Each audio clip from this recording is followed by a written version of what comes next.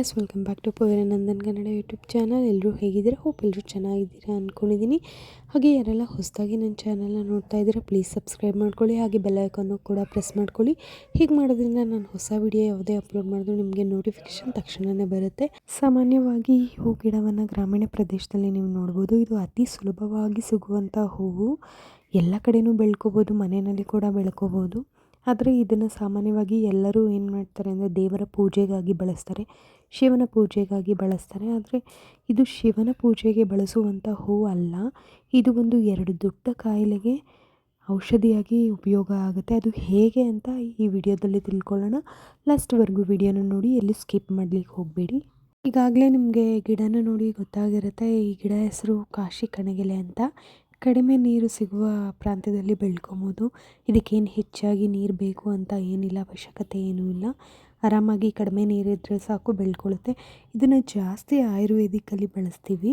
ಆಯುರ್ವೇದಿಕಲ್ಲಿ ಏನು ಅಂತಂದರೆ ಡಯಾಬಿಟಿಕ್ಸ್ ಪೇಷಂಟ್ಸ್ಗೆ ತುಂಬಾ ಒಳ್ಳೆಯದು. ಹಾಗೆ ರಕ್ತದೊತ್ತಡವನ್ನು ನಿಯಂತ್ರಣ ಮಾಡಲಿಕ್ಕೆ ತುಂಬಾ ಸಹಾಯವನ್ನು ಮಾಡುತ್ತೆ. ನೀವು ಈ ಗಿಡದ ಎಲೆಗಳನ್ನ ನೋಡ್ತಾ ಇರ್ಬೋದು, ಎಷ್ಟು ಡಾರ್ಕ್ ಆಗಿದೆ ಅಂತ ಹೇಳಿ. ಈ ಗಿಡದ ಎಲೆಗಳು ಆಹಾರ ಜೀರ್ಣಕ್ರಿಯೆಗೆ ತುಂಬಾ ಒಳ್ಳೆಯದು ಅಂತಲೇ ಹೇಳ್ಬೋದು. ನಮಗೆ ನೀಟಾಗಿ ಪಚನ ಆಗೋದಕ್ಕೆ ತುಂಬಾ ಸಹಾಯ ಮಾಡುತ್ತೆ.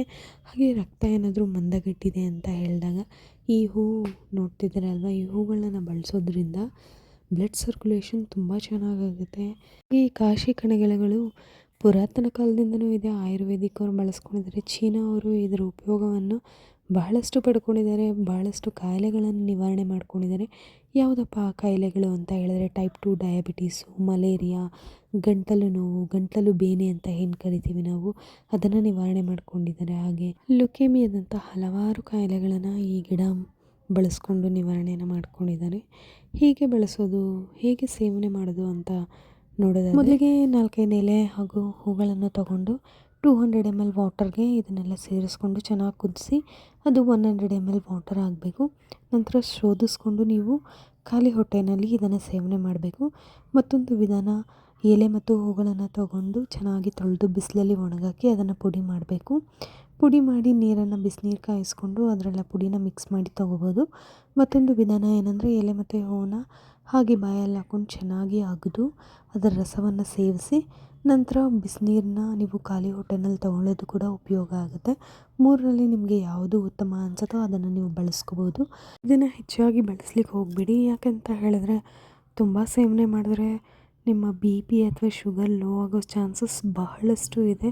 ತುಂಬ ಸೇವನೆ ಮಾಡಲಿಕ್ಕೆ ಹೋಗಬಾರ್ದು. ವಾರದಲ್ಲಿ 1 ಸತಿ ಅಥವಾ 2 ಸತಿ ಸೇವನೆ ಮಾಡಿದ್ರೆ ಬಹಳಷ್ಟು ಉಪಯೋಗಗಳನ್ನ ನೀವು ಪಡ್ಕೋತೀರಾ. ಸಾಮಾನ್ಯವಾಗಿ ನಮಗೆಲ್ಲ ಗೊತ್ತಿರುತ್ತೆ ಆಯುರ್ವೇದಿಕ್ ಮೆಡಿಸಿನ್ಸ್ ತೊಗೊಂಡ್ರೆ ಎಷ್ಟು ನಿಧಾನಕ್ಕೆ ಕ್ಯೂರಿಂಗ್ ಆಗುತ್ತೆ ಅಂತ ಹೇಳಿ. ಬಿಕಾಸ್ ಯಾಕೆಂತಂದರೆ ಆಯುರ್ವೇದಿಕ್ ಅಂದ್ರೇ ನಿಧಾನ ಹಾಗೂ ಬುಡದಿಂದ ಕಾಯಿಲೆನ ವಾಸಿ ಮಾಡೋ ಅಂಥ ಶಕ್ತಿಯನ್ನು ಹೊಂದಿರುತ್ತೆ ಆಯುರ್ವೇದಿಕಲ್ಲಿ.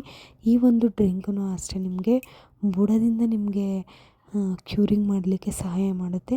ಹೋಪ್ ವಿಡಿಯೋ ಎಲ್ಲರಿಗೂ ಇಷ್ಟ ಆಗಿದೆ ಅಂತ ಅಂದ್ಕೊಂಡಿದ್ದೀನಿ. ಆದಷ್ಟು ಶೇರ್ ಮಾಡಿ, ಉಪಯೋಗ ಆಗಿದರೆ ನನಗೆ ಕಮೆಂಟ್ ಮೂಲಕ ತಿಳಿಸಿ. ನನಗೆ ಇನ್ನಷ್ಟು ವಿಡಿಯೋ ಮಾಡೋಕ್ಕೆ ಪ್ರೋತ್ಸಾಹ ಸಿಗುತ್ತೆ. Thank you so much.